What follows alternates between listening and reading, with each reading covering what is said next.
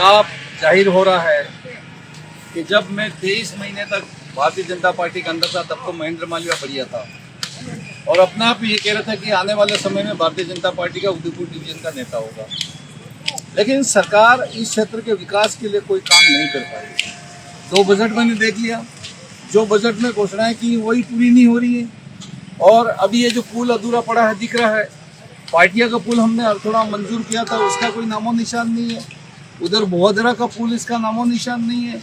सड़कें यहाँ पे टूटी हुई है, किसान को खाद नहीं मिल रहा है। नरेगा जैसी महत्वपूर्ण योजना आज की तारीख में बंद पड़ी है, 2-2 साल से भुगतान नहीं हो रहा है।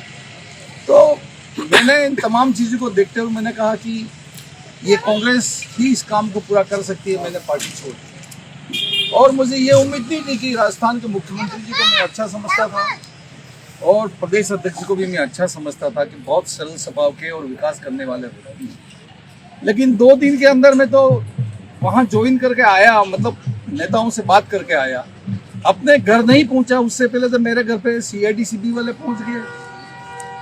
घर पे रात की 12 बजे पहुंचते हैं, 2 बजे तक घर वालों को परेशान करते हैं, बच्चों को डराते हैं, पत्नी को डराया।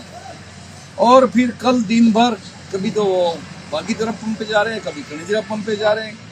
बेटे का केसर प्लांट है, वहां चले गए।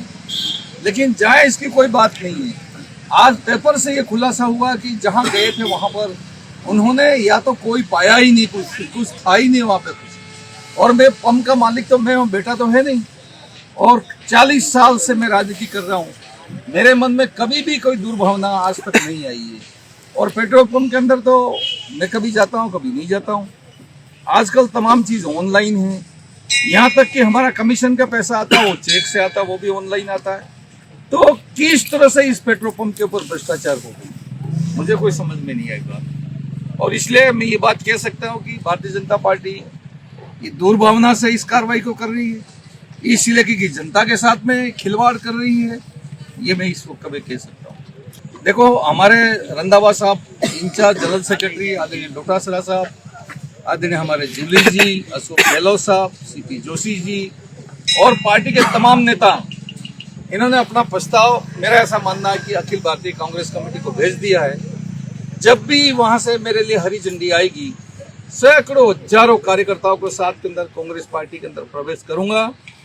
और अभी भी मैंने ऐलान किया है, आने वाले समय में मात्र नरेगा जैसी योजनाओं को लेकर राजस्थान, गुजरात और मध्य प्रदेश के तमाम किसानों को लाखों की संख्या में मानकर एकत्रित करेंगे और भारत सरकार को हिला के हम रख देंगे। सभी को सादर जय जयंत। मेरा नाम अंकुर मूडिया, पिता धर्म सिंह मूडिया।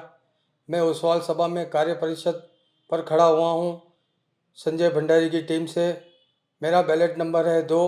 आप अधिक मतों से मुझे विजय बनावें।